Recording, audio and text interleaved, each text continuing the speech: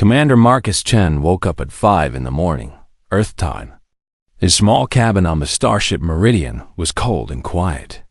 Through the tiny window, he could see the green and brown surface of Varus 7 spinning slowly below. Today was the day he would walk on alien soil for the first time. Marcus was not a diplomat or a scientist. He was an engineer. He fixed engines and power systems. He was good with machines, not people. But the Meridian was short on crew, and Captain Tanaka needed someone to survey the forest near the landing zone while the real diplomats talked to the variety leaders in orbit. Just walk around and scan things, the captain had told him. Plants, animals, rocks. Nothing dangerous down there. The variety cleared us for surface access. So Marcus put on his gray uniform, grabbed his scanner, and took the shuttle down to the moon's surface alone. The forest of Varus 7 was like nothing he had ever seen. The trees were not green like Earth trees. They were black and copper and silver, twisted into strange shapes that reached up toward a pale green sky. The air smelled like metal and honey. Strange flowers glowed softly in the shadows, making tiny humming sounds that Marcus could feel in his chest. He started walking at 6:30, following a path that the variety had marked as safe for visitors. His boots crunched on fallen leaves that sparkled like broken glass. Insects the size of his hand flew past him, their wings making musical sounds. He pointed his scanner at everything and let it record. By 7 o'clock, Marcus noticed something watching him. It was hiding behind a fallen log about 20 meters away. At first, he thought it was just a shadow. But then it moved, and he saw two large amber eyes reflecting the pale morning light. Marcus stopped walking. He did not want to scare whatever it was. The creature was small, maybe the size of a house cat back on Earth. Its body was long and thin, covered in scales that changed color as it moved. Sometimes the scales looked bronze. Sometimes they looked deep purple. It had tiny wings folded tight against its back, thin as paper and almost transparent. Marcus remembered his briefing. Varus 7 had hundreds of reptile species. Most were harmless. None were known to be dangerous to humans. He started walking again slowly. When he looked back 5 minutes later, the creature had moved closer. It was now only 15 meters behind him, still watching with those big amber eyes. Marcus smiled to himself and kept walking. By 9 o'clock, the creature was only 7 meters away. It moved when he moved and stopped when he stopped. It was following him like a curious puppy, but it kept its distance. Marcus found himself slowing his pace, so the little thing would not have to run to keep up. By 10 o'clock, the distance between them was only 3 meters. Marcus spoke into his recorder as he walked. Unknown reptile species. About 40 centimeters long, not counting the tail. Appears to be young based on body size and wing development. Shows no fear of humans, but maintains careful distance. Behavior suggests curiosity. The creature made a sound. It was like tiny bells ringing underwater. A soft, musical chirp. Marcus stopped and turned around slowly.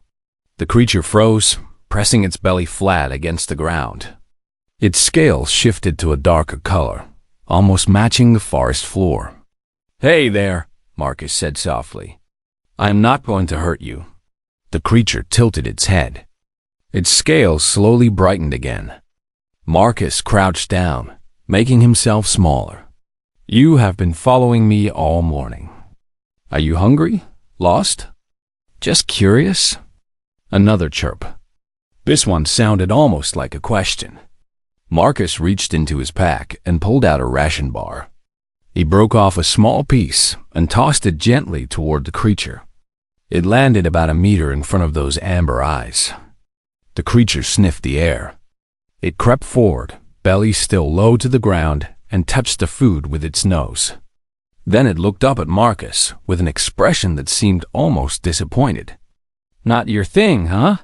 "Fair enough." Earth food probably tastes terrible to you."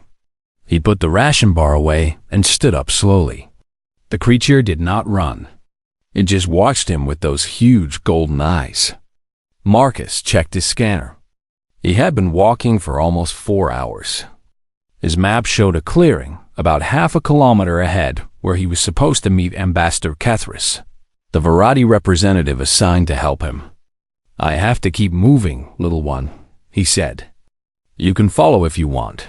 He turned and started walking again. The creature followed. By 11 o'clock, it was right behind him. So close that Marcus could hear its small clawed feet scratching against the ground. So close that he could hear the soft whisper of its breathing. He did not try to touch it. He did not try to catch it. He just walked slowly and let it follow. The clearing appeared through the trees at 11:15. It was a wide open space covered in short silver grass. Standing in the middle was Ambassador Kethris. She was tall, almost 2 meters, with blue-gray scales covering her entire body. She had 4 arms folded across her chest and a long tail that swayed gently behind her. Her eyes were amber, like the creature's, but larger and more serious. "Commander Chun," she said. Her translator device turned her words into English. "I see you have arrived safely. Ambassador. Good to meet you in person." Kethris started to respond, but then her eyes moved past Marcus. Her whole body went still. Her 4 arms dropped to her sides. Her inner eyelids flickered rapidly. "Commander Chun," she said slowly, "do not move." Marcus felt something warm brush against his ankle. He looked down. The creature had caught up to him. It was standing right next to his left boot, pressing its small body against the leather. As he watched, it began to climb. It moved up and over his boot, curled itself around his ankle, and tucked its head under the cuff of his uniform pants. Its tail wrapped around his calf once, twice. Then it let out a long, soft sigh and closed its eyes. The little dragon had chosen his feet as its shelter. Marcus looked at Ambassador Kethris. Her expression was something he had never seen before in any species. It looked like shock mixed with wonder, mixed with fear. "Ambassador? What is happening?" Kethris dropped to both knees. Her 4 arms pressed flat against the silver grass. She lowered her head until her forehead touched the ground. "Commander Chun," she whispered. "That creature is a Vethkira, a sacred dragon of the eternal flame. It is born once per century, and it chooses its companion within the first day of its life." Marcus looked down at the small, warm weight wrapped around his ankle. "The bond cannot be broken," Kethris continued. "You have been chosen human. And in 10,000 years of our history, no offworlder has ever been chosen before." The little dragon purred against his leg, already sleeping. Marcus had no idea what to say.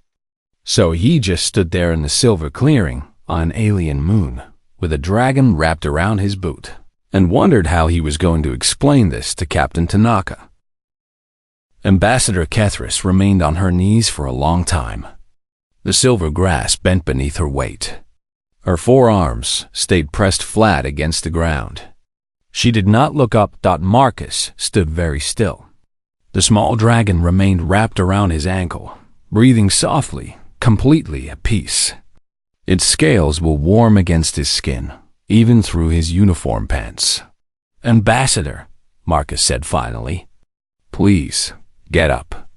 I do not understand what is happening, but you do not need to kneel." Kethris raised her head slowly. Her amber eyes were wet. Marcus did not know if Varadi could cry, but she looked close to it. "You do not understand, Commander. The Vethkira are sacred to my people. They are the children of the first flame, the living connection between our ancestors and our future. When one is born, it is the most important event in a generation. Every noble family prays that their bloodline will be chosen." She stood up, brushing silver grass from her knees. Her movements were slow and careful, like she was afraid sudden motion might disturb the sleeping creature. The Vethkira does not choose randomly. It sees into the heart of beings. It reads their spirit, their nature, their potential. In 10,000 years, it has only ever chosen variety of the highest quality. Warriors, priests, leaders who shaped the future of our civilization. Marcus looked down at the dragon. It had shifted slightly, tucking itself even more securely around his boot. One tiny wing had unfolded partway, draping across his shoelaces like a blanket. "I am just an engineer," he said. "I fix engines. I am not a warrior or a priest or a leader. There has to be some mistake." Kethris shook her head.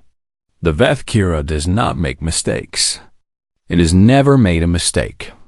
That is what makes this so." She searched for the right word. Significant. She stepped closer, studying the dragon with an expression of pure wonder. "May I ask you something, Commander?" "Of course. When you first saw the Vethkira following you this morning, what did you feel?"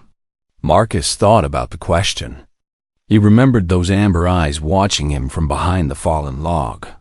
He remembered the creature creeping closer hour by hour. "I felt like I should not scare it," he said slowly. "It was so small and curious. It reminded me of a kitten I had when I was a child. That kitten used to follow me everywhere, but it was afraid of loud noises.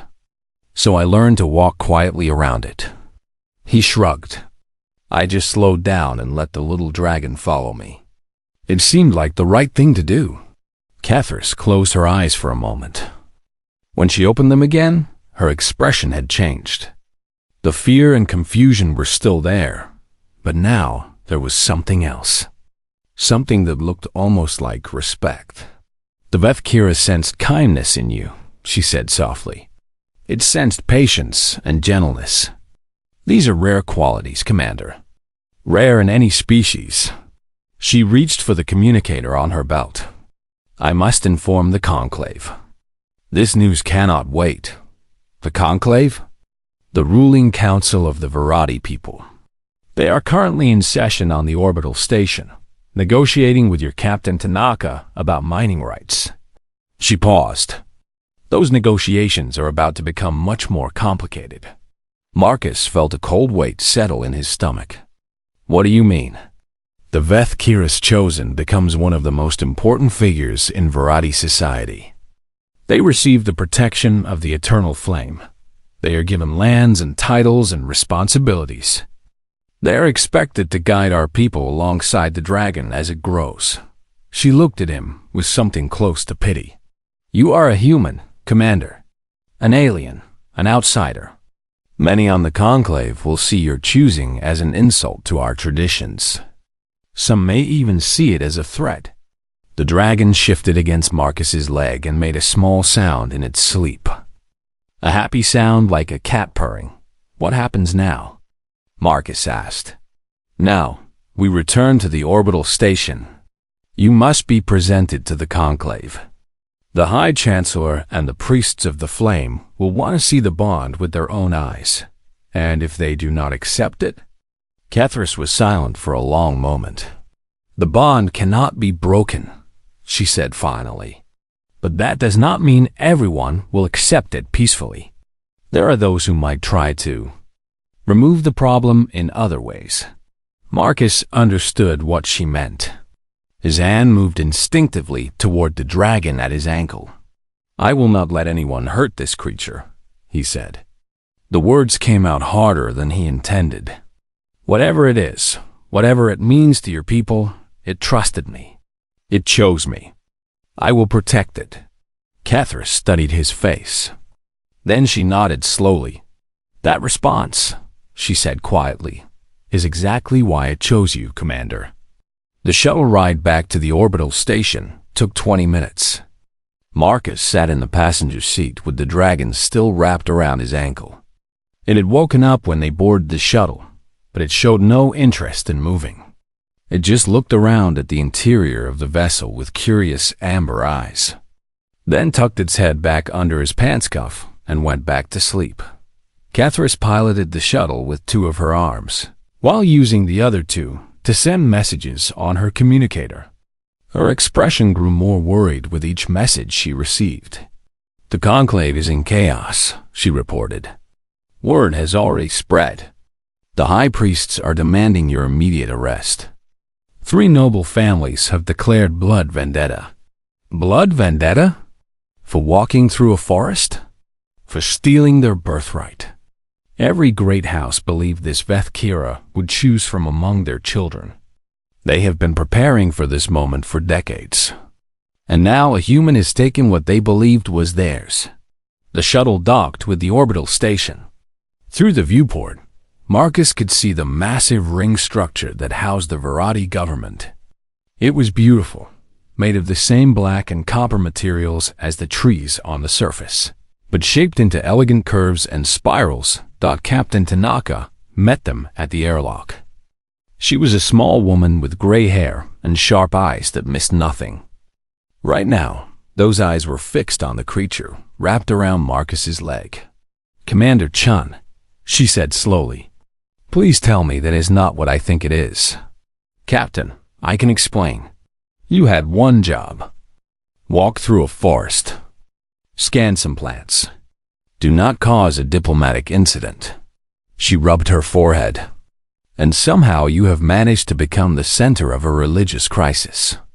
"I did not do anything. It just followed me." "I know. Ambassador Kethris has briefed me." The captain sighed. "The conclave is demanding to see you immediately. Half of them want to worship you, and the other half want to throw you out an airlock." She looked at the sleeping dragon one more time. "Stay calm. Do not make any sudden movements. And whatever you do, do not let that creature out of your sight." Marcus nodded. He could feel his heart beating fast, but he kept his voice steady.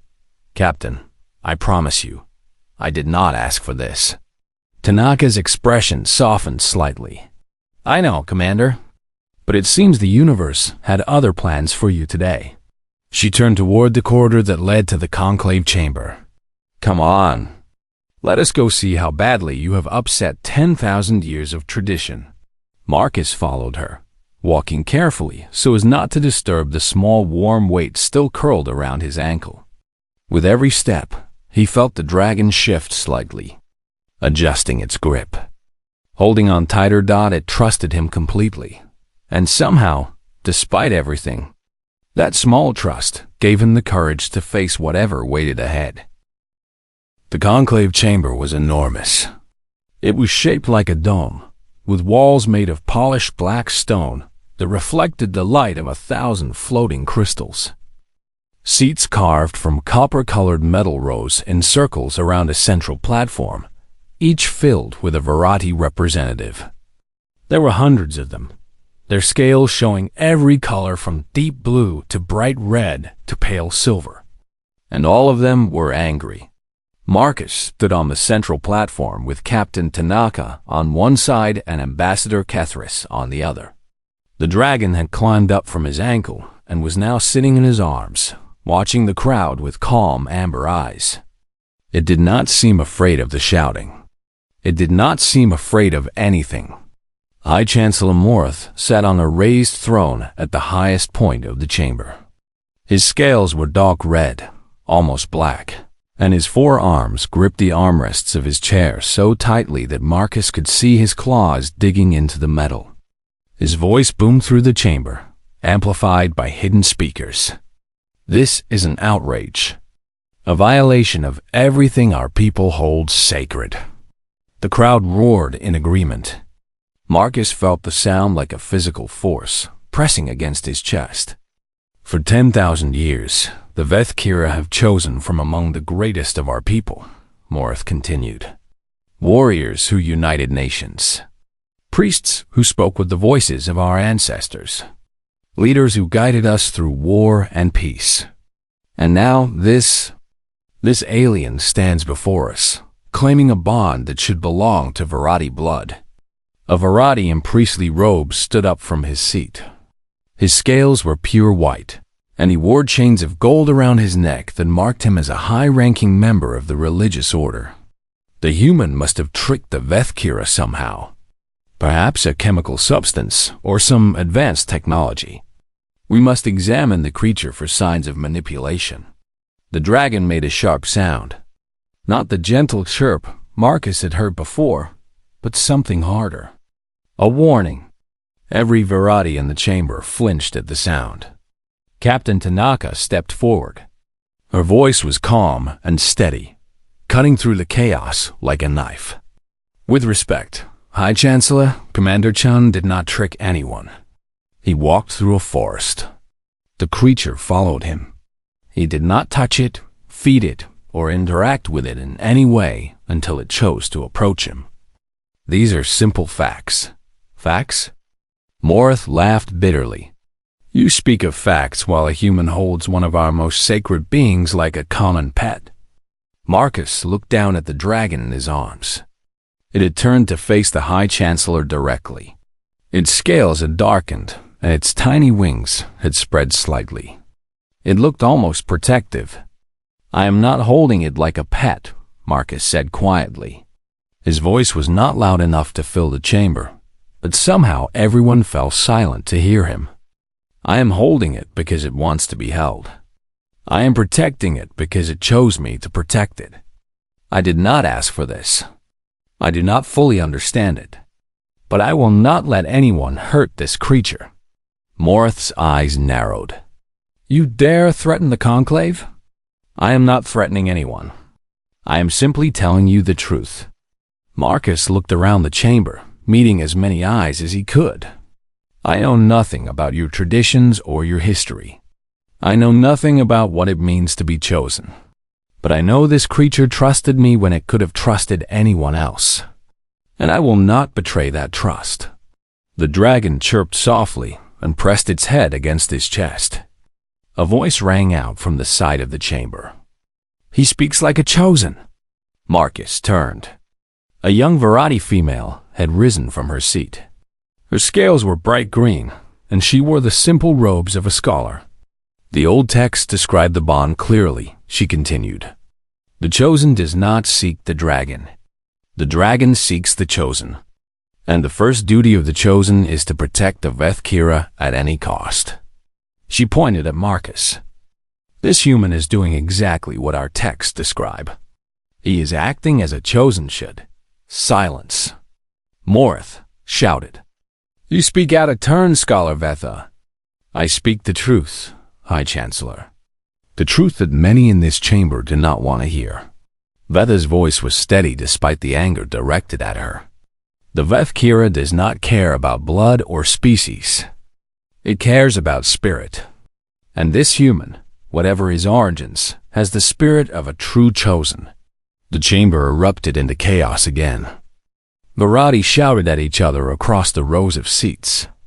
Some supported Vetha's words. Many more opposed them.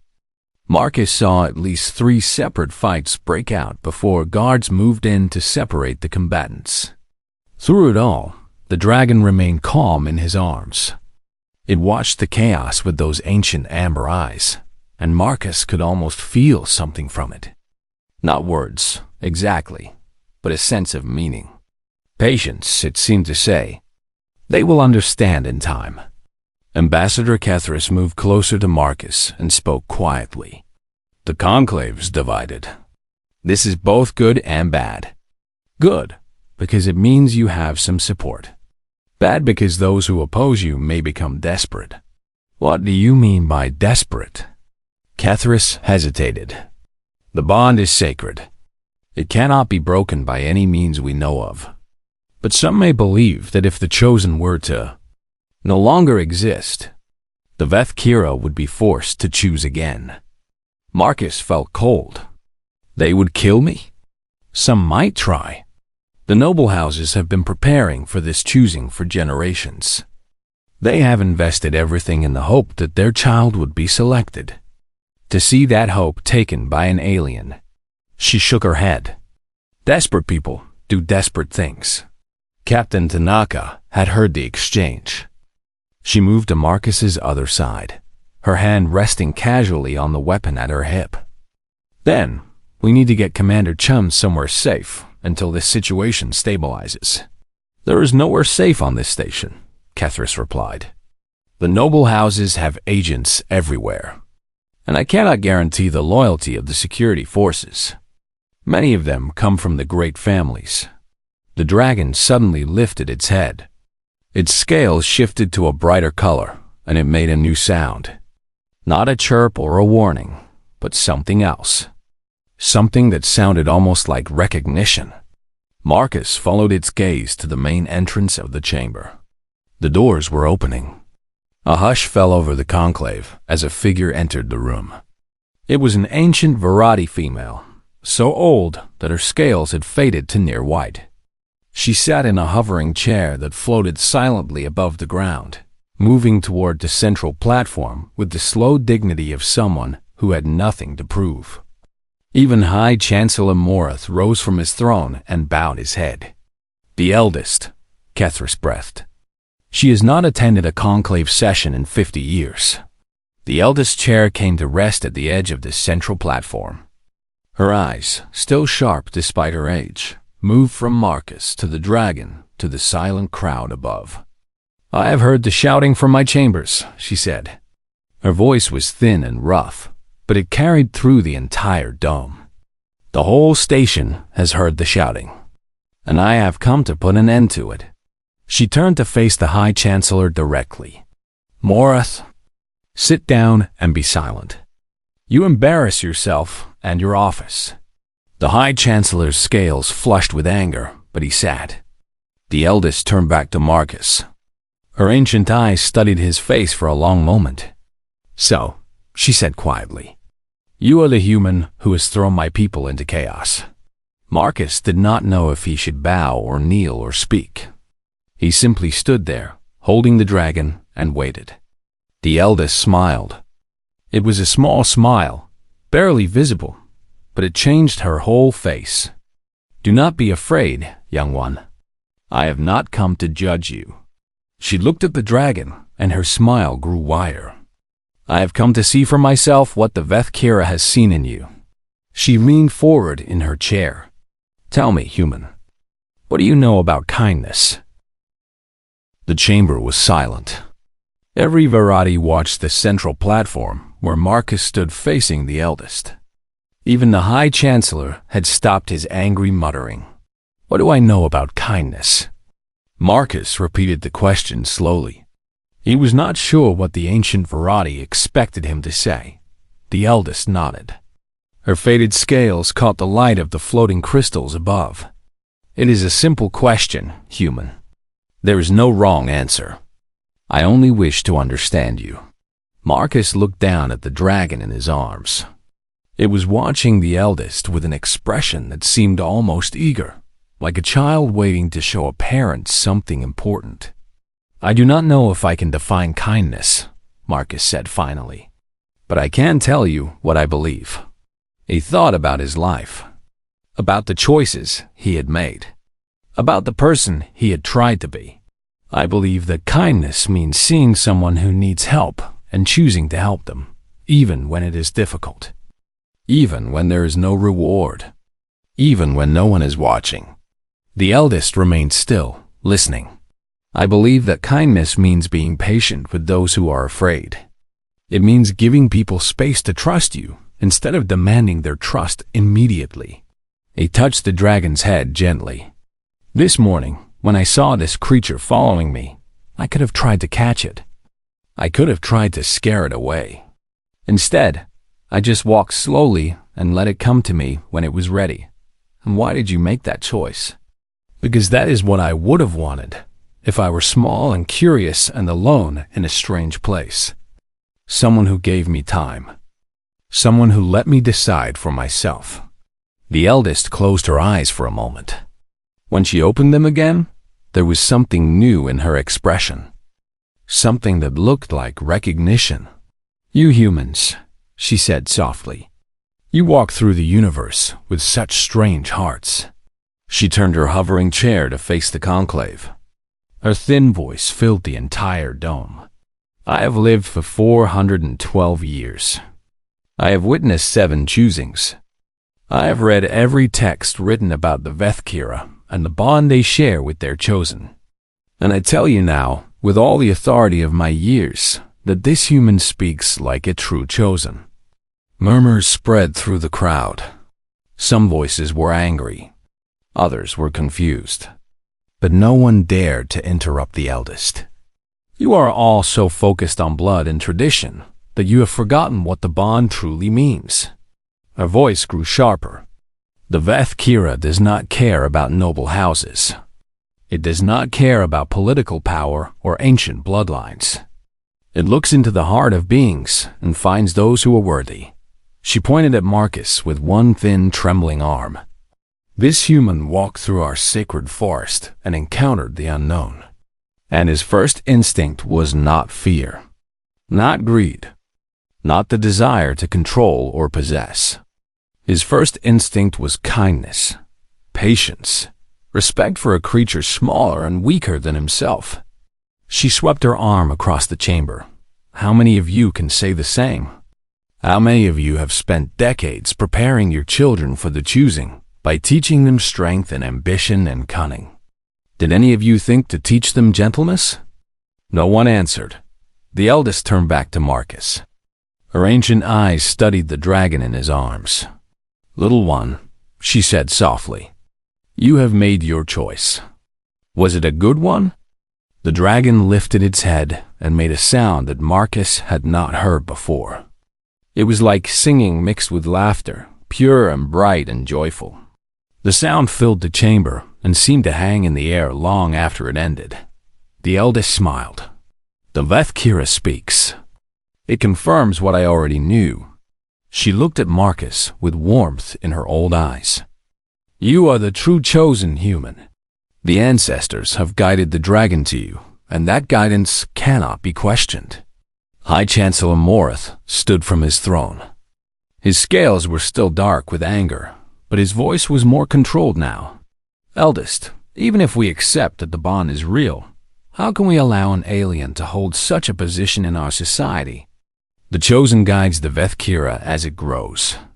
The chosen speaks for our people in matters of spiritual importance. How can a human fulfill these duties? The eldest considered the question. That is a fair concern, Morith, and I have an answer for it. She looked at Captain Tanaka. Human captain, I understand you came here to negotiate mining rights. Those negotiations will continue, but I propose an addition to our agreement. Captain Tanaka stepped forward. What kind of addition? The Vethkira will grow quickly over the next several years. During that time, it must remain on Virati territory so that it can learn the ways of our people. But the bond means that Commander Chun cannot be separated from it for long. She paused, letting the implications sink in. I propose that Commander Chun remain on Varith 7 as an official representative of humanity. He will learn our language, our customs, our history. He will be taught by our finest scholars. And in return, he will teach us about humans. Marcus felt his heart beat faster. Stay on an alien world? Leave his ship, his crew, everything he knew? The dragon chirped and pressed closer to him. Through the warmth of its scales, he felt something that might have been reassurance. Trust, it seemed to say. This is right. Captain Tanaka looked at Marcus. Commander, this would be a significant decision. No one can force you to accept. Marcus thought about his life on the Meridian. Fixing engines, running diagnostics, eating meals alone in his small cabin while stars passed by the window. It was a good life, a safe life, but it was not a meaningful life. He looked at the dragon in his arms. It looked back at him with those endless amber eyes, and he saw something there. Not just trust, but potential.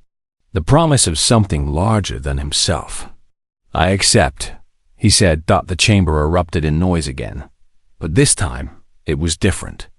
There was still anger from some quarters, but there was also something else. Curiosity, interest. even a few sounds that might have been approval. Eldest raised one hand, and silence fell. The agreement is made.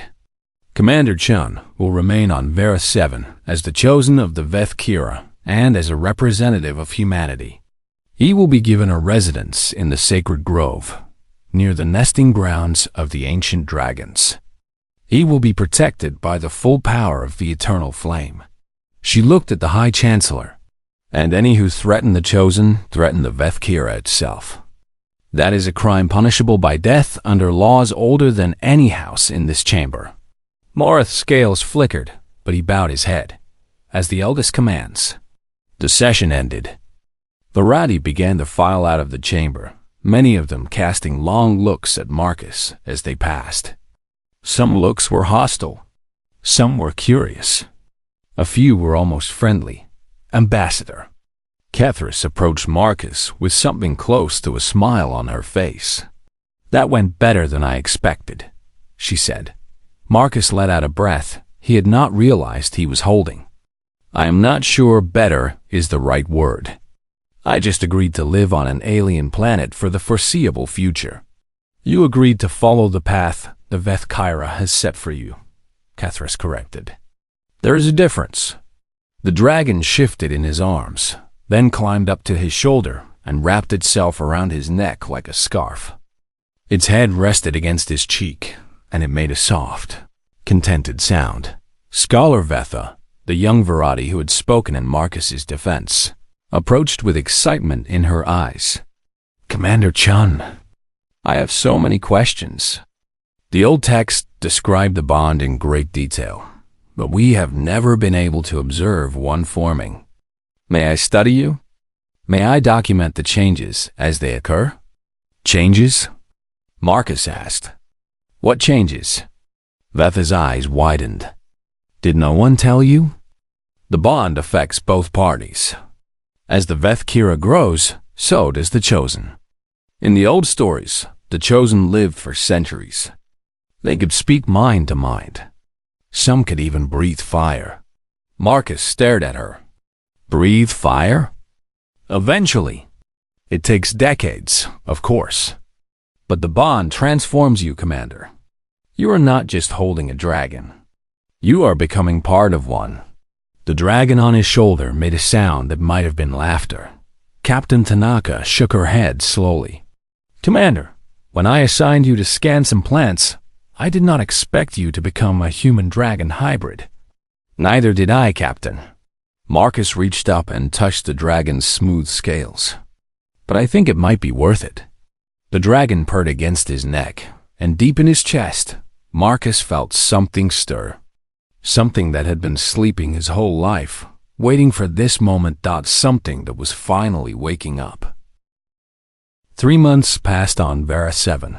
Marcus stood on the balcony of his new home in the sacred grove, watching the sun rise over the copper and black trees. The sky turned from dark purple to pale green as the light spread across the ancient forest. Somewhere in the distance, a creature called out with a voice like crystal bells. The dragon sat beside him on the stone railing. She had grown. When they first met, she was the size of a cat. Now she was the size of a large dog, her wings strong enough to carry her in short flights, her scales a deep and beautiful purple bronze that caught the morning light. Marcus had started calling her Veth, after the word the Virati used for sacred fire. She seemed to like the name. At least she purred whenever he used it. The bond between them had grown too. At first, Marcus had only felt vague impressions from her. Warmth when she was happy, cold when she was upset. But now he could sense her thoughts, her feelings, her memories. Sometimes, when he closed his eyes, he saw glimpses of the world through her vision. And she was teaching him things. Not with words, but with images and feelings passed directly into his mind. The history of Vareth, the stories of past Chosen and their dragons, the ancient songs that had been sung at the dawn of Virati civilization. Scholar Vetha had been thrilled by everything. She visited every day with new questions, new theories, new experiments. She had written 3 research papers already and was working on a 4th. The bond is unlike anything in our scientific understanding, she told Marcus one evening. It operates on principles we cannot even measure. But I believe it is connected to the same energy that powers the floating crystals, the glowing flowers, the entire ecosystem of Varith 7. Your planet has physics.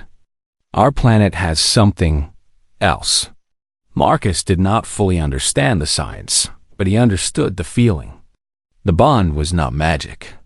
It was simply a part of nature that humans had never encountered before. A door that had always existed, waiting for someone to walk through. Today was a special day. The Meridian was leaving Varith space. Captain Tanaka had stayed for 3 months to finalize the mining agreement and to make sure Marcus was settled. The negotiations had gone well. Humanity and the Virati had signed a treaty of friendship and cooperation that both sides seemed happy with. Trade routes were being established. Cultural exchanges were being planned. And Marcus was at the center of all of it. He walked down from his balcony and through the halls of his residence. It was a beautiful building made of the same black stone as the conclave chamber, filled with Virati art and furnishings. Servants had been assigned to help him, but Marcus did most things himself. He was still an engineer at heart, still a person who preferred to fix problems with his own hands. Veth flew ahead of him, gliding through the open windows and circling back with joyful chirps. She loved to fly now that her wings were strong enough. Sometimes Marcus watched her soar above the trees and felt a strange ache in his chest. Not sadness, just wonder at how much she had grown. The shuttleport was at the edge of the sacred grove. Captain Tanaka was waiting there with Ambassador Kethris and a small crowd of other Virati and humans. The mining crews were already loading onto transport ships. Engineers and diplomats shook hands and exchanged final words. "Commander Chun," Tanaka said as Marcus approached. "Or should I call you Lord Chun now? I keep forgetting the Virati gave you a title." Marcus smiled. "Just Marcus is fine, Captain. I never asked for titles. No, you never did." Tanaka looked at the dragon circling overhead. "She has gotten big. She will get bigger. The old records say adult Vethkira can reach the size of small starships. That is significant." The captain shook her head slowly. "When I first saw you standing in that clearing with a lizard wrapped around your boot, I thought it was the strangest thing I had ever seen. Now, I am not sure strange even covers it." Veth landed on Marcus's shoulder. She was heavy now, and he had to brace himself against her weight. But he did not mind. The warmth of her presence was worth any discomfort. "I want to thank you, Captain," Marcus said, "for giving me the chance to take this path.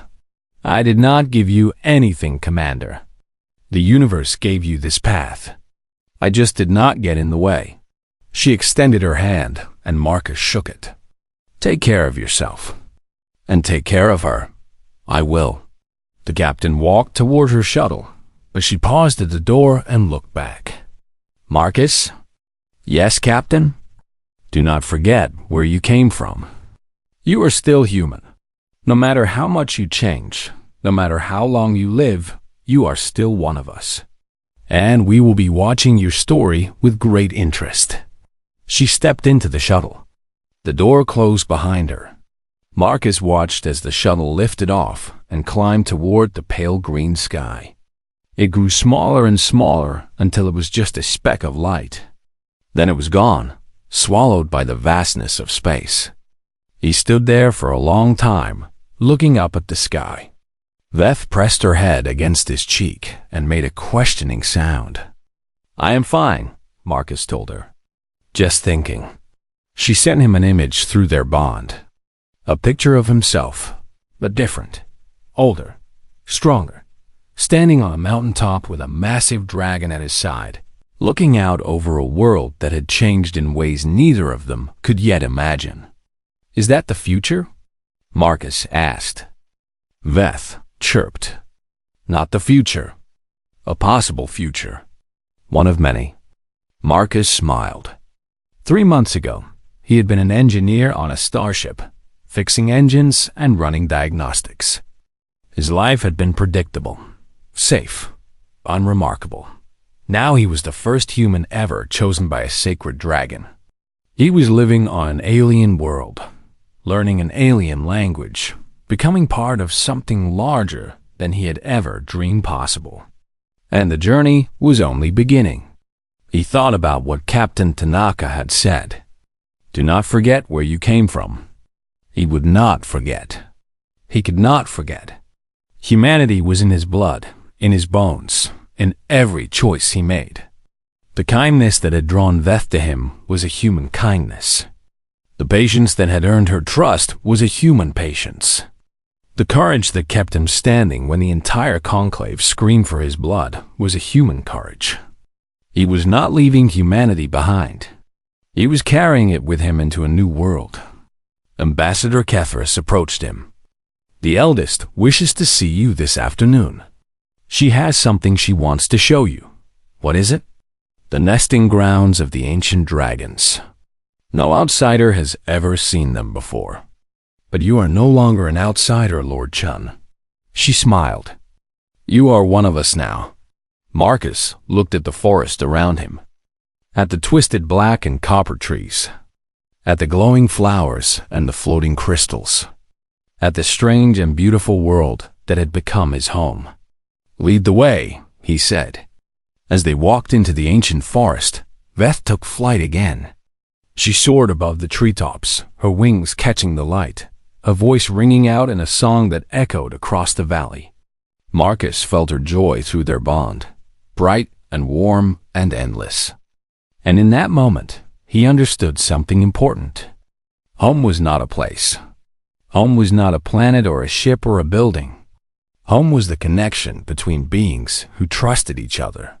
Home was the bond between a small creature and the stranger who chose to be kind to it. The dragon Fledgling had trailed him all morning.